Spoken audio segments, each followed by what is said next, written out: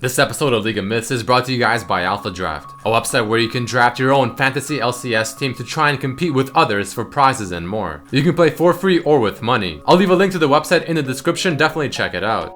Hey guys, what is up, and I welcome you to a new episode of the League of Myths series. If you do enjoy this one, don't forget to hit the like button, but let's go right into the first one. This is one I get asked quite often: what happens if Karthus ults with Luden's Echo ready to proc?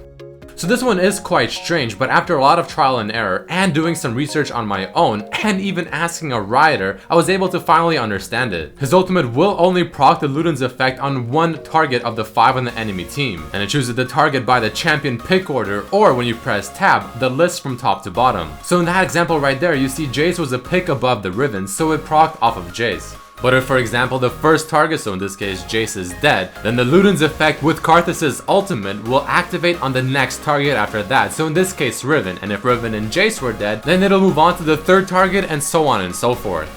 What is the interaction with Lee Sin's Q and Bard's Journey ability? So we tested many different scenarios with this one and we got a lot of different results. In this one you're gonna see, as I use the Q and follow him while he's on the journey, Lee Sin ends up not damaging him and just teleporting to the side of the wall. In the next scenario, I used the second part of the Q much sooner, and this time it ended up hitting the Bard and then putting me off to the side of the wall again.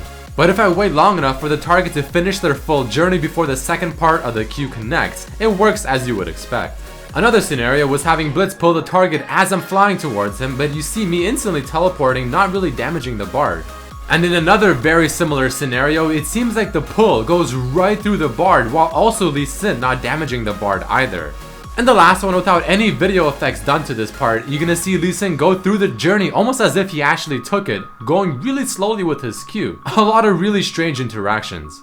Here's one you guys ask me all the time, so let's finally do it. Can Sivir or Nocturne spell shield an allied Bard's ultimate?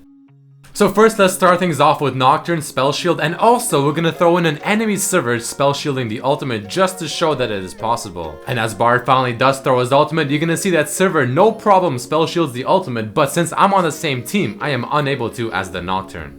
And just for demonstrational purposes, we're gonna do it with the Sivir on the ally team as well, just the same thing as with Nocturne, she is unable to spell shield it.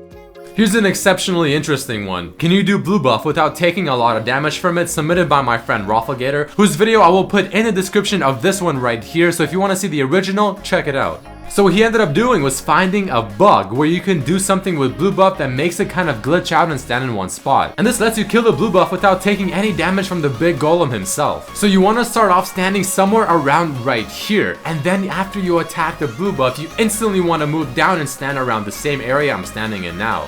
The cool thing is that it is possible to do this with melee junglers as well, so for instance Jarvan. You want to do the exact same thing, just make sure you attack the buff with some kind of ranged ability, whether it's something like a Jarvan flag or even smite. Keep in mind this is going to take a lot of trial and error, so go in a custom game, try it out with your favorite jungler until you're able to do it flawlessly. And this probably is going to help you quite a lot in your next jungle game. Oh, and in case you were curious, it is possible to do it with the other blue buff as well on the other side of the map. But from what we understand, you cannot really do this with red buff or any other camp, just the blue one for now.